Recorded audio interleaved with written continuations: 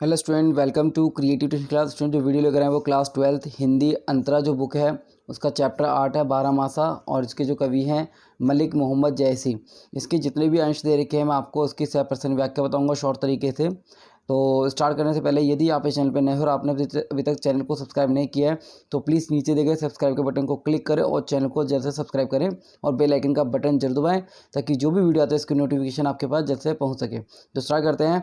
आंगन देवस गठा नीसी बाड़ी, दूबर दुख सो जाई कीमी काड़ी। अब दनही देवस विरह राती, जरे विरह जो दीपक बाती। कहना मतलब है आंगन का जो महीना है वो रात्रि के समय काली घटा जो बढ़ रही है और विरह वेदना को और बढ़ा रही है, और जिसमें नायिका जो है इस तरह रातों को काट नहीं पा रही हैं और वो दीपक के समान जल रही हैं। कांपा हिय जनाबा सीहू, तोपे जाही हुई संग पीहू। घर घर चिर रचा सब काहू, मोर रूप रंग ले नगाह नाहू। कहना मतलब है इसे बताया गया कि मेरा कलेजा जो काँप रहा है और ऐसे में प्रीतम का दूर जाना कष्टदायी है, और घर घर में लोग मंगल गीत और रंगों से व्यस्त हैं, और लेकिन नागवती के जीवन में रंगों का अभाव हो गया है। और घर घर में क्या है, घर घर में लोगों को मंगल गीत जो गा रहे हैं, और उससे क्या होता है नागवती के जीवन में जो रंगों का अभाव है वो कम हो गया है। नेक्स्ट है पलटी ना बहुरा गा जो बिछोई, अबहु फिरे फिरे रंग सोही।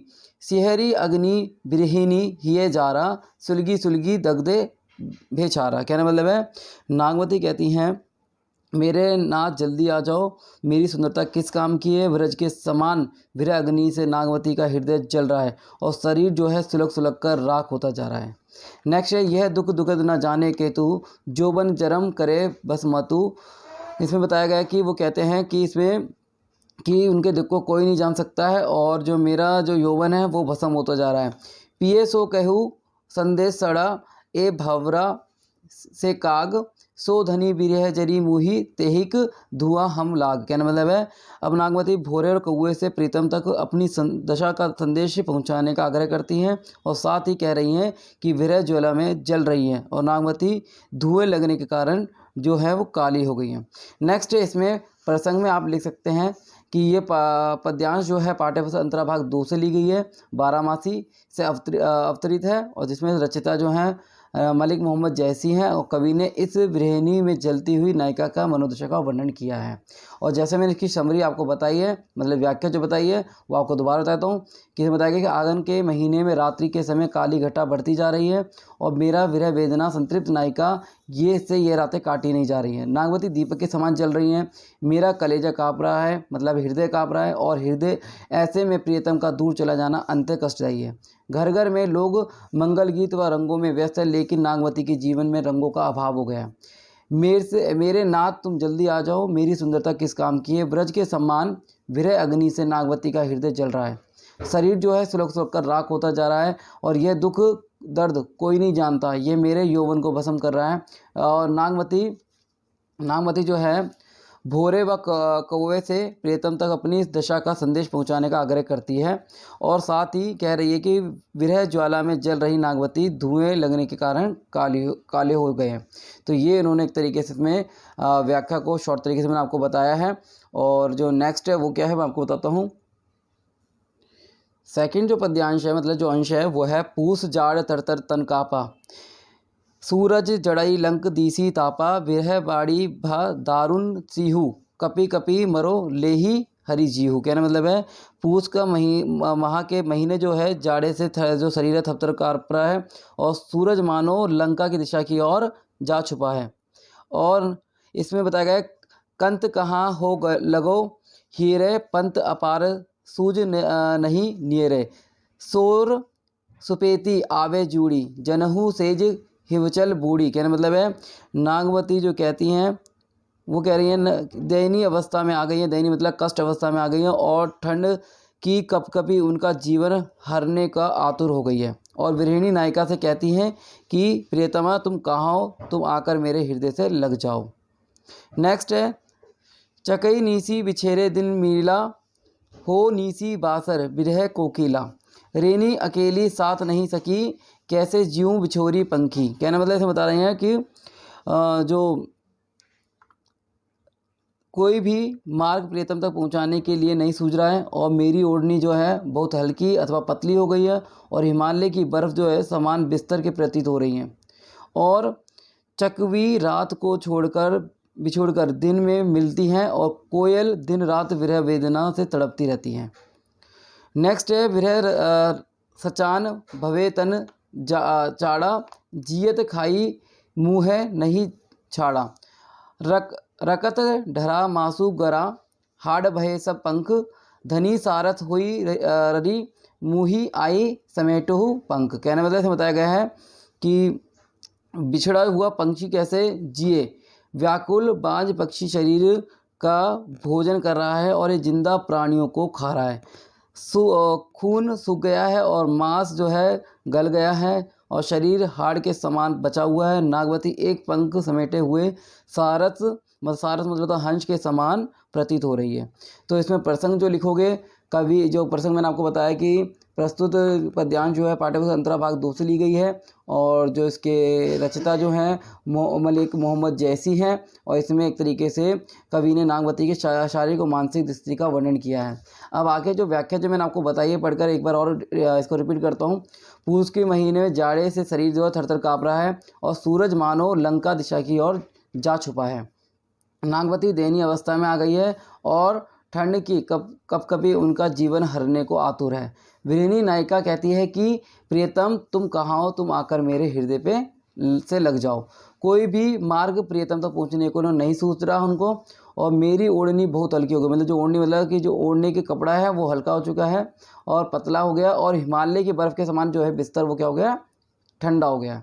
चकवी रात को बिछोड़कर दिन में मिलती है कोयल, दिन रात विरह वेदना से तड़पती है। मतलब कोयल का वर्णन एक तरीके से नायिका से किया गया है और उसके साथ उसका कोई मित्र नहीं है और बिछड़ा हुआ पक्षी जिए तो कैसे जिए। व्याकुल बाज पक्षी शरीर को भोजन कर रहा है और जिंदा प्राणियों को खा रहा है।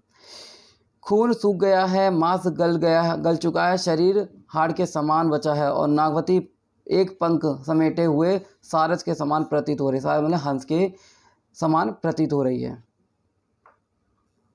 जो नेक्स्ट पद्यांश है मतलब अंश जो है वो है लागेहु मोह परे अब पाला, बिरह काल बहु जड़ काला। पहले तने रूही जो झाँपे, हेली अधिको हिये कापे। आही सुर होही तपु रे नाहा, तेही बिनु जाड़ ना छूटे माहा। एही मास उपेजे रस मूलू, तू सो भवर मोर जोबन फूलू। कहने मतलब है इसमें बताया गया है कि प्रियतम अपने प्रियतम के विरह में कहती है कि माघ के महीने में पाला जो है, पाला मीन्स ओस पड़ने से सर्दी जो है बढ़ गई है और कड़ाकेदार सर्दी मौत के समान लग रही है। इस भयंकर सर्दी के कारण तन रुई की तरह काँप रहा है और इस सर्दी से बचने का उपाय मेरे प्रिय से मेरा मिलन है।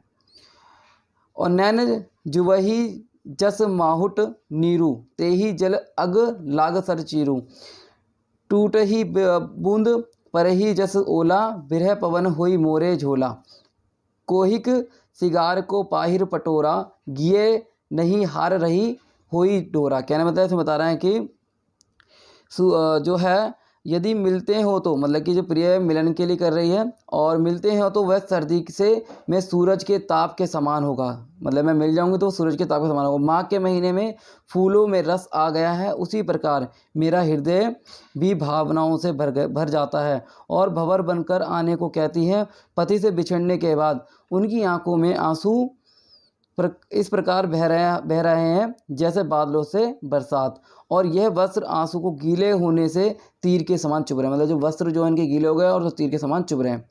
तुम्हें बिनु कता धनी हरहुई तन तिनरुवर भा डोल, तेही पर बिरह जराही के कहे चहे उड़ावा झोला। कहना मतलब है कि आंसू गिरना तब हवा चलती है तो यह विरह अग्नि को और बढ़ा देती है। पति से बिछड़ने के बाद नागवती ना तो श्रृंगार करती है और ना ही आभूषण पहनती है। शरीर जुदाई के दुख में कमज़ोर और दुर्बल हो गया है और तिनके की तरह हल्का हो गया और यह शरीर को राख कर रही है। तो इसमें प्रसंग आप वही लिखेंगे जो मैंने आपको बताया है कि ये जो पाठ्यपुस्तक अंतरा भाग 2 से ली गई है 12 मासा से और इसके रचयिता मलिक मोहम्मद जैसी हैं और इसमें नायिका की विरह वेदना का वर्णन किया गया है।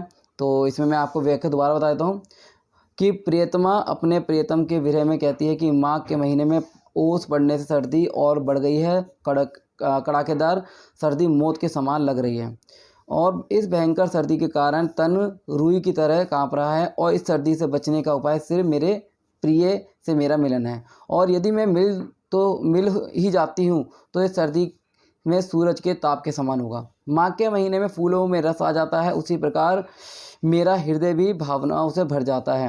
भंवर बनकर आने को कहती है। पति से बिछड़ने के बाद उनकी आंखों में आंसू इस प्रकार बह रहे हैं जैसे बादलों से बरसात, और जो आंसू गिर रहे हैं वो वस्त्रों को गीला कर रहे हैं और ये जो वस्त्र गीले हैं वो तीर के समान चुभ रहे हैं। आंखों से गिरने वाली बूंदें ओले की तरह गिर रही हैं। भीषण सर्दी में आंसू गिरना और जब हवा चलती है तो वह विरह अग्नि को और बढ़ा देती हैं।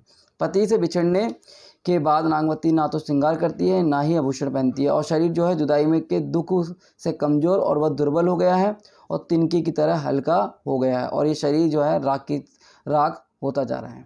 तो ये इसका एक तरीके से व्याख्या थी, बहुत शॉर्ट तरीके से, ताकि आपको अच्छी तरीके से समझ में आ सके और आप एग्ज़ाम में इसको कर सके। नेक्स्ट जो पद है, पद्यांश जो है वो क्या है मैं आपको बताता हूँ। जो नेक्स्ट जो फोर्थ है वो है फागुन पवन झकोरे बाहा चोखन सिहू जाई कीमी साहा तन जस पियर भा मोरा बिरह न रहे पवन होई मोरा तरीवर झरे झरे बन ढाका वही अनपत फूल साका। कहने मतलब है बताती हैं नागवती कहती हैं कि फागुन के महीने में जब हवा बहुत तेज़ी से चलती है तो हवा के झोंके उस कष्ट और बढ़ा देते हैं और ये ठंड असहनीय मतलब सहन नहीं हो पा रही है और शरीर विरह वेदना के कारण पीले पत्ते की तरह पीला पड़ गया और तेज हवाओं के कारण पीले पत्ते हिलते हैं, उसी प्रकार शरीर विरह के कारण जो है काँप रहा है।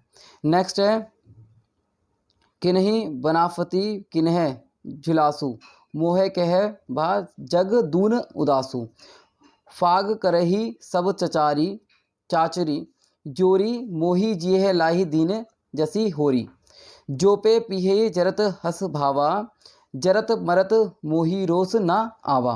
कहने मतलब ऐसे बता रहा है कि पतझड़ के बाद पेड़ों में नई नई कोपले पत्ते फल आते हैं, सभी पेड़ आनंद में झूमते हैं लेकिन उसके मन को नहीं भाते हैं, ये सब उसके दुख को और बढ़ा देते हैं। नेक्स्ट है गांव में सभी स्त्रियां मिलजुल कर नाचती गाती हैं और एवं होली का उत्सव मनाती हैं। नागवती को लगता है कि ये होली की आग उसके हृदय में जल रही है। जो पे पीहे जरत असभावा जरत मुरत मोही रास ना आवा, मतलब जो है वो चीज़ रास नहीं आ रही इनको, तब होली खेल रहे हैं। और रतिहु देवस इहे मन गोरे लागो कत कंत छार जेहू मुतोरे यह तन जारो छार के कहो कि पवपन उड़ाऊ मुकु ते ही मारग हुई परो कत कंत धरे जो पाहू। कहना मतलब इसमें बताया गया है कि रात दिन में यह जो है सोचती रहती है कि मेरा शरीर जो है मेरे प्रिय के काम कब आएगा और मैं अनुरोध कर रही हूँ कि मेरे शरीर को इस राख को उड़ाकर मेरे प्रिय के मार्ग में बिछा देना ताकि उनके चरणों में स्पर्श कर सकूं। तो इसमें प्रसंग में आप वही लिखेंगे जो मैंने आपको बताया कि पाठ्यपुस्तक अंतरा भाग 2 से लिखे। इसके रचयिता जो है मलिक मोहम्मद जैसी हैं और इसमें एक तरीके से फागुन के महीने में जो होली खेल रहे हैं लोग और नायिका विरह अग्नि में जल रही है उसके बारे में बताया गया है। व्याख्या मैं आपको दोबारा रिपीट करता हूँ। इसमें नागवती कहती है कि फागुन के महीने में जब हवा बहुत तेज़ी चलती है तो हवा के झोंके से कष्ट और भी बढ़ जाते हैं और यह ठंड असहनीय है। शरीर विरह वेदना के कारण पीले पत्ते की तरह पीला पड़ गया है और तेज हवाओं के कारण पत्ते हिलते हैं, उसी प्रकार शरीर भी विरह के कारण काँप रहा है। पतझड़ के बाद पेड़ों में नए नए पत्ते कोपले फल आते हैं और सभी पेड़ आनंद में झूमते हैं, मगर लेकिन ये नायिका के मन को पसंद नहीं आते हैं और ये सब उनके दुख को और बढ़ा देते हैं। गांव में सभी स्त्रियां मिलजुल कर नाचती गाती हैं, होली उत्सव मनाती हैं, मगर नागवती को लगता है कि यह होली आप उसके हृदय को जला रही हैं।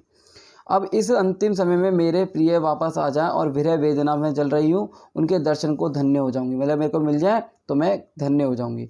रात दिन मैं यह सोचती हूँ कि मेरा शरीर मेरे प्रिय के काम कब आएगा और वह अनुरोध कर रही हैं कि मेरे शरीर की इस राख को उड़ाकर मेरे प्रिय के मार्ग में बिछा देना ताकि उनके चरणों में आकर उनको स्पर्श कर सकूं। तो ये एक तरीके से पद्यांश से इस 12 मासा के, और ये मैंने शॉर्ट तरीके बताया। उम्मीद करता हूँ कि वीडियो अच्छी लगी, इसको लाइक और शेयर जरूर करें। धन्यवाद।